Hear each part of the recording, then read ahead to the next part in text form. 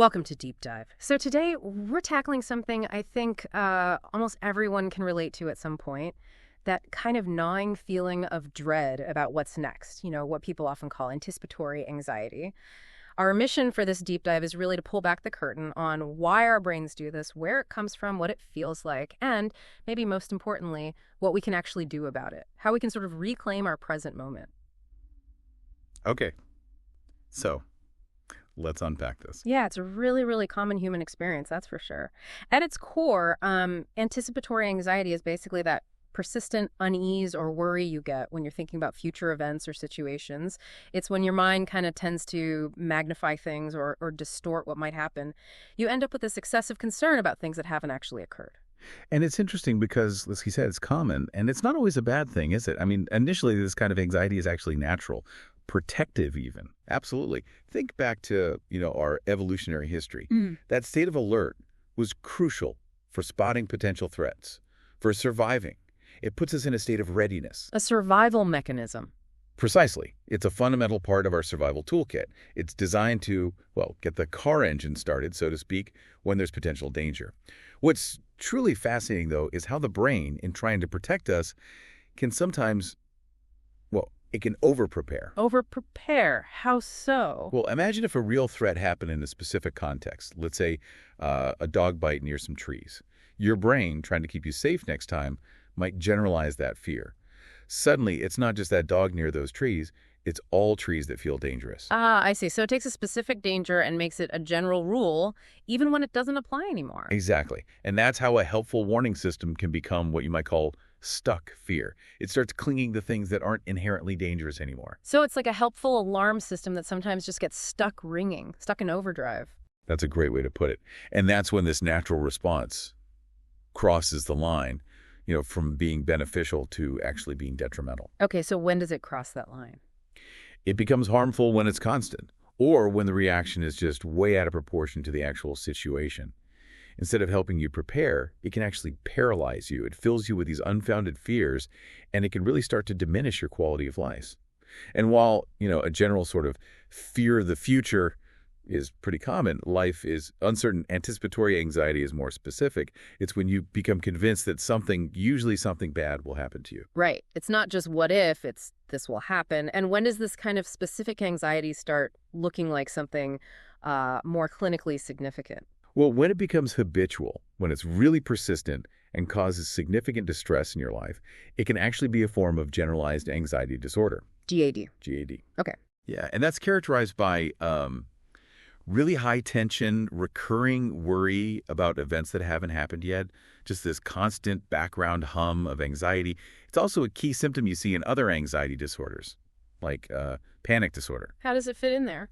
Well, with panic disorder, the anticipatory anxiety often becomes this intense fear of fear. People start panicking about the possibility of having another panic attack. The fear of the fear itself. That sounds like a vicious cycle. It really is. And you even see it in obsessive-compulsive disorder, OCD. Their obsessions, those intrusive thoughts, often trigger the anticipation of something terrible happening. And the compulsions, the repetitive behaviors, are often driven by trying to alleviate that anticipatory dread. Wow. Okay. So it really weaves its way through quite a few conditions. That paints a very clear picture. Can you maybe give us some more sort of down-to-earth examples? How does this actually show up in our day-to-day lives? Oh, absolutely. Think about the workplace. It's that awful, gnawing dread you might feel before a big presentation, or maybe a meeting with your boss, or even just the possibility of getting criticism. Yeah, I think many of us know that feeling. Right. And it can really affect your work output, your decision-making, even how you interact with colleagues. It's particularly common for people facing job insecurity. Understandable. Oh, absolutely. It's like your brain is already playing out the worst-case scenario before you even walk into the room. It can sabotage your performance before you even start. Precisely. Or think about intimate relationships. Anticipatory anxiety can manifest as worry or fear felt before, or even during a sexual situation. And this often stems from things like past negative experiences, or maybe performance anxieties, body image concerns, fears of not satisfying a partner. Lots of potential roots there. Right. So it can touch really personal areas of life, too. Definitely. And then you have the more, extreme manifestations, like in agoraphobia, where the intense fear of having a panic attack actually drives people to avoid places, or situations they think might trigger one. Yeah. They anticipate the panic. So the anticipation itself limits their life. Exactly. Or just that pervasive fear of fear we mentioned earlier, the kind that often comes along with panic attacks. Okay, so we've got a handle on what it is and how it can show up in different ways. But why? Why do we have this tendency to fear the future so much? What are the deeper roots of this kind of anxiety? Well, it's important to remember that while some worry is normal, not everyone experiences this same intense tendency to anticipate misfortune. Some people just seem more prone or more vulnerable to it. So is it something we learn? Or is it more, hardwired? It's often a really complex mix of both nature and nurture. One really significant root is previous negative or traumatic experiences. That makes sense, right? If you've lived through something really bad, you're naturally more likely to develop anxiety by anticipating similar things happening again, like developing a fear of driving after being in a car accident. Your brain learns to expect the worst. Right, your brain flags it as dangerous territory, and it feels like the world around us doesn't always help either. The news, social media, it's often so negative. You're absolutely right. That constant stream of negative information, news headlines, scary posts on social media, even just worried conversations we overhear, it constantly bombards us with worst-case scenarios. It really acts as fuel for fear. It can lead to things like eco-anxiety, worrying about the planet, or just a general sense that bad things are always lurking around the corner. So our environment can kind of teach us to be more anxious, even if we haven't had a direct personal trauma related to it. It can certainly contribute, yeah. And then beyond that, you have factors like genetic predisposition and brain chemistry. Some people are just naturally more inclined towards anxiety because of their genetics or maybe chemical imbalances in the brain. Okay, so biology plays a part. It does. And certain personality traits, too. Things like a tendency towards rumination, just chewing over negative thoughts again and again, or focusing heavily on the negative aspects of the environment. That can definitely feed anticipatory anxiety. And then there are the broader things like environmental and social pressures. How so? Well, we live in a society that often really values constant preparedness, right? Being ready for anything. Sometimes that can lead to this excessive need to anticipate and control everything, which just creates this spiral of anxiety. It can even foster a sense of learned helplessness, this feeling that you have no control, or even a fear of anxiety itself, where the dread of the feeling just keeps the whole cycle going. It really sounds like our primal survival instincts, the things that once really served us well, can become a significant hurdle in modern life. So how does this internal struggle actually show up in our bodies and our behaviors? What are the sort of red flags people should be aware of? Yeah, anticipatory anxiety can manifest in a whole range of ways, often with quite clear physical symptoms. You might experience palpitations, that feeling of your heart beating faster or maybe stronger than usual.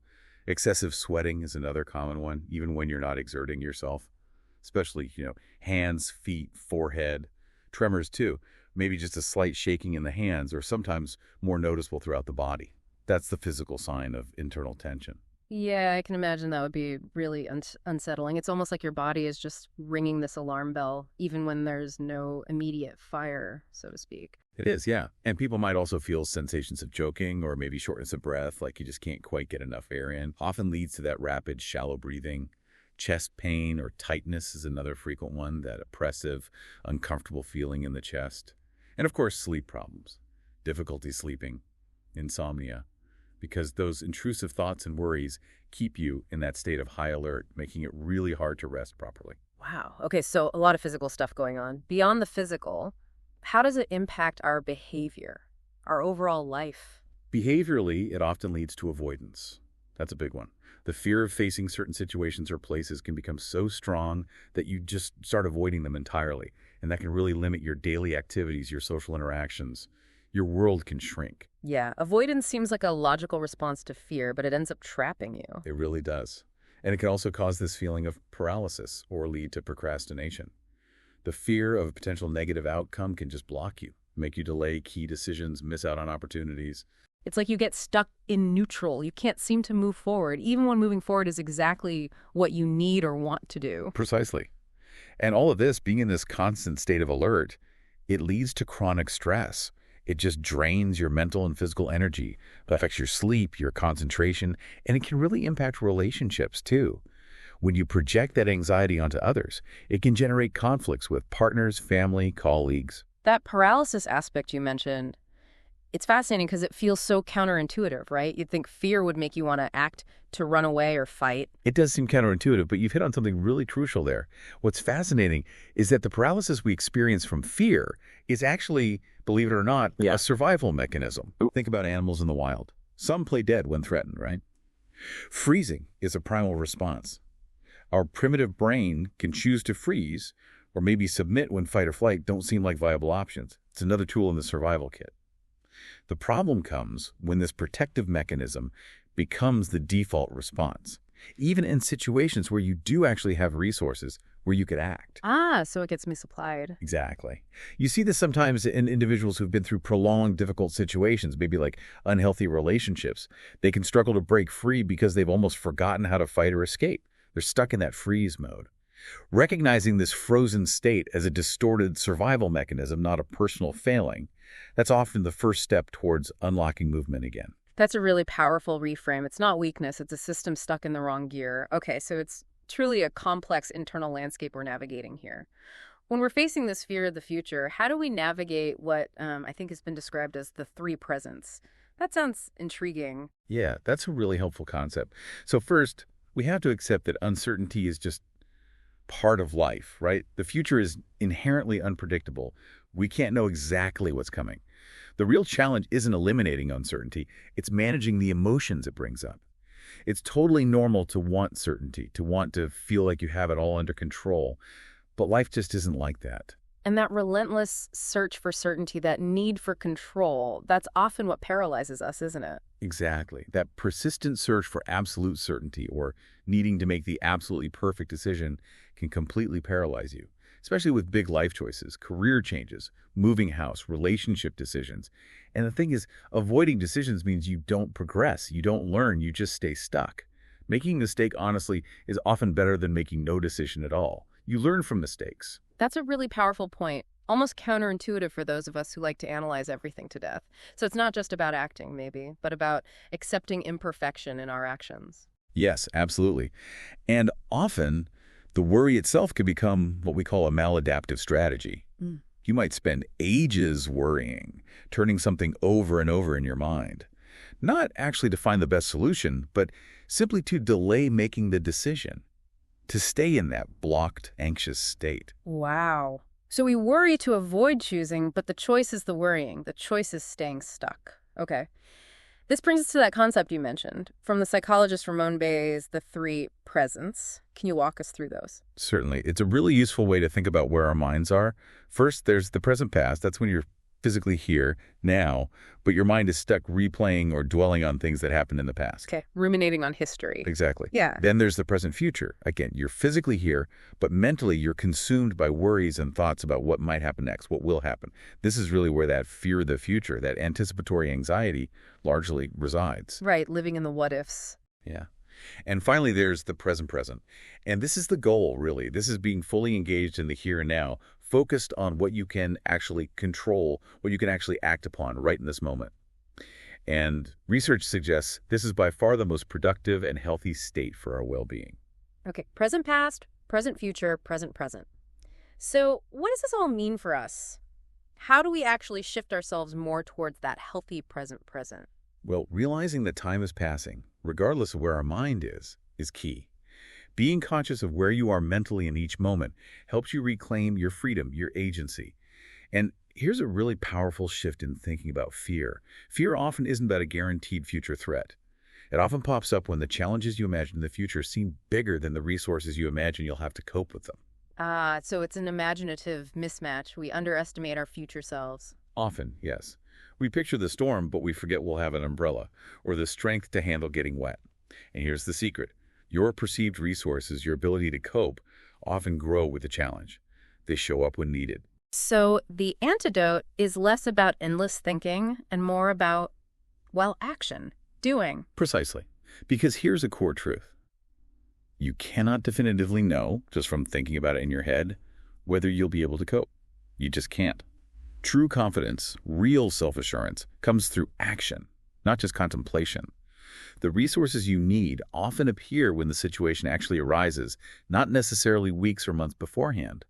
Think about how many times have you worried about a difficult day ahead, convinced it would be overwhelming, only to find you navigated it okay moment by moment. Yeah, that's definitely happened. You just deal with it as it comes. Exactly. Life often gives us what we need for the present moment, not always what we want to feel perfectly prepared for some distant future. That's a really freeing shot that the courage, the resources, they emerge with the situation itself. It is freeing, isn't it? And we need to embrace this idea of courage, which isn't the absence of fear, right? It's the ability to act despite fear, maybe even thanks to fear, using its energy. And we should try to frame challenges not just as obstacles we have to somehow get over, but maybe as opportunities to overcome ourselves, to connect with hidden strengths, with what some people call our golden shadow. Okay, so action, courage, reframing challenges. Ultimately, then, the antidote to this pervasive fear seems to be cultivating a deep sense of inner security. How do we actually grow that within ourselves? It sounds like a big task. It is, and it's a process, not an overnight fix. But security is something you absolutely can grow, slowly but surely. Think of it like strengthening your emotional immune system. Some key ingredients include reflection. Reflection. Yeah, reflection acts like a kind of internal software. It helps you process experiences, good and bad, and extract tools, resources, and learning from them. So you're not just battered by life, you're learning from it. Curiosity is also vital. Curiosity. How does that help with fear? Curiosity is what drives you to explore, to try things, even when you feel afraid. It pulls you forward, past the fear, and trust. Trust in yourself, trust in others, trust in life's process. That's essential for breaking free from that anxious bunker mentality, even if past experiences have made trust feel really difficult. So it's about reflection, curiosity, trust, and it sounds like exploring, getting out there is part of it too. Absolutely. Exploration is key, both of the external world and your inner self, to build that sense of capability. Like you said earlier, you can't feel secure driving if your car just stays parked in the garage forever. You have to take it out. That makes sense. And you also mentioned differentiating between being secure and being convinced. What's the difference there? That's a really crucial distinction. A truly secure person is actually open to doubt. They're capable of learning, of changing their mind, because their sense of self isn't threatened by being wrong. Someone who is rigidly convinced, always needing to be right, always dogmatic. Often, that's a sign of deep insecurity underneath. They use that certainty like armor to prevent anyone from challenging their fragile beliefs. Ah, okay. So real security allows for flexibility, for doubt even. That's interesting. What about the role of relationships? You mentioned them earlier. How critical are they in building this sense of security? Relationships are absolutely foundational. Think about parenting, for example. There's a concept called mentalizing. It means understanding a child as a unique individual with their own mind, their own thoughts and feelings, not just seeing them as an extension of yourself or a little clone. When parents do this well, it helps children understand themselves and understand others better. It builds emotional intelligence. So feeling understood helps you feel secure. Definitely. And things like unconditional love, feeling valued for who you are, not just what you do, and having a consistent, dependable presence from caregivers. Those are vital too. They allow children to feel valued regardless of performance, and to build that fundamental trust that someone will be there for them. And the good news is, this capacity for secure attachment, it isn't just set in childhood. It can absolutely be developed or repaired later in life through healthy, supportive relationships. That's really hopeful. And thinking about supporting others, what's the best way to help someone struggling with this kind of anxiety? Because, often people say things like, just calm down or don't worry, which usually isn't very helpful. You're absolutely right. Telling someone deep in anxiety to calm down is about as effective as telling someone with a deep cut, don't bleed. It dismisses their reality and offers no real help. Instead, offer practical, compassionate support. Simple things like, I'm here, do you need anything? Can I help with something specific? Just being present and validating their struggle is far more beneficial than trying to minimize or fix their feelings instantly. Right. Presence over platitudes. That makes perfect sense. Okay, so with all this understanding, what it is, where it comes from, how it feels, what security looks like, what are some really concrete practical strategies or exercises we can use day to day to manage and maybe even start to heal anticipatory anxiety? Okay, yeah, let's get practical. There are several really powerful exercises you can try. First, simply identify and observe the emotion. Don't fight it when it comes up. Acknowledge it. There's that anxious feeling again. Try to normalize it as a human experience, maybe even name it. And then just observe it without judgment. Notice where you feel it in your body. So instead of immediately pushing it away, maybe invite it in for a moment. Just understand it without getting swept away. Yes, exactly. Be curious about it, not critical of it. Second, consciously locate your present. Remember those 3 presents. Ask yourself, where is my mind right now? Am I stuck in the past? Am I racing into the future? Or am I here in the present? And if you find yourself drifting, gently, deliberately, redirect your focus back to the here and now. What can you see, hear, smell right now? Bringing yourself back to the moment. Okay, what else? Third, try to limit worry talk. It's okay to talk about worries, but maybe set a boundary. Like, okay, I'll discuss this concern for 10 minutes, but then I'm going to shift focus. This prevents worries from completely consuming all your thoughts and conversations. That's a great boundary. It takes conscious effort, I imagine, but stops the spiral. It does. Fourth, actively shift your focus. When you notice yourself getting caught in anxious loops, deliberately redirect your thoughts towards things you genuinely enjoy, things that nourish you, your vital pleasures, hobbies, connecting with loved ones. Make time for self-care. And fifth, this one can be fun but challenging. Practice flexibility and spontaneity. Ooh, okay. How? Engage in small exposure exercises to challenge that need for absolute control and predictability. It can be really simple things, like grab the first shirt you see in your closet instead of agonizing over the choice, or go to the cinema without checking the reviews or even knowing exactly what movie you'll see, or just wander around your town for an hour with no plan, no schedule. Huh. Those sound kind of liberating, actually. Little acts of defiance against the need to control everything. Exactly. They build tolerance for uncertainty in small, manageable doses.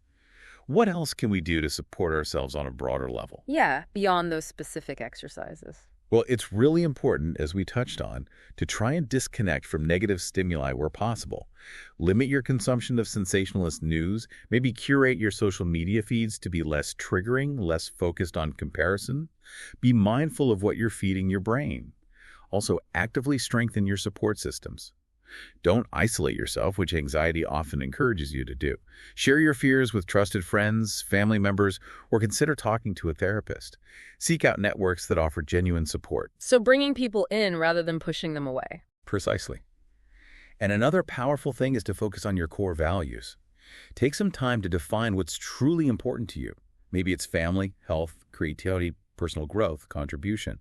Then, try to align your daily actions with those values, rather than getting solely caught up in achieving external goals or avoiding potential failures.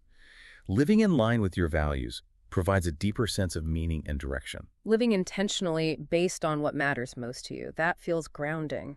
What about those deeper, more rooted fears, the ones that maybe stem from past traumas and keep these anxiety loops going really strongly? Are there specific therapies for that? Yes, absolutely. For those situations where the anxiety feels really entrenched, possibly linked to past difficult experiences, certain trauma-focused therapies can be incredibly effective. One well-known approach is EMDR. That stands for eye movement desensitization and reprocessing. Okay, EMDR. How does that work? It's a fascinating process. Essentially, EMDR helps your brain undo the knot of old blocked fears or traumatic memories that are still influencing your present-day reactions. A trained therapist will guide you to gently recall a distressing memory or fear while simultaneously engaging in specific bilateral stimulation, often eye movements, but sometimes sounds or tapping. This process seems to help the brain reprocess the memory, reducing its emotional intensity and allowing it to be stored more like a normal, less disruptive memory. It doesn't erase the memory, but it takes the painful sting out of it. EMDR can be really effective for fears stemming from past traumas, but also current anxieties and even worries about the future. Wow, that sounds like it could be truly transformative for those really deep-seated issues. That's very hopeful. What about exposure therapy? You mentioned that briefly. Yes, exposure therapy is another very effective, well-established approach, particularly for specific phobias or avoidance behaviors driven by anxiety. The core idea is that you intentionally and gradually expose yourself to the feared situation or trigger, but in a safe and controlled way. You stay in the situation until the fear naturally starts to decrease through habituation. So, for example, if you fear driving after an accident, you might start just by sitting in the parked car, then maybe driving around an empty parking lot, then short trips on quiet roads, slowly increasing the challenge until the fear lessens significantly. So facing the fear, but step by step with support. Exactly. The key to all these approaches really is recognizing that emotions have a purpose.